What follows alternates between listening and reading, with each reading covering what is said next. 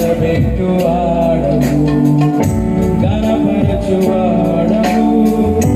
హెచ్చించువాడవు, పక్షము నిలిచి జయమిచ్చువాడవు.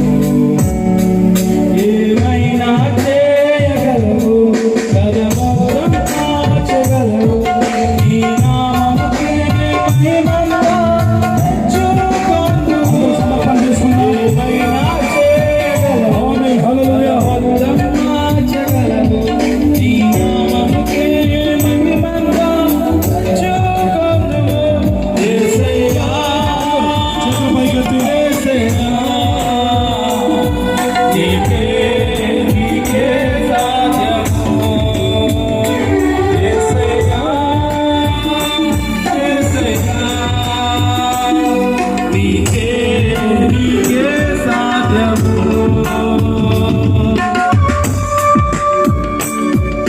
ప్రభువైన యేసుక్రీస్తుకే సాధ్యం సమస్తం.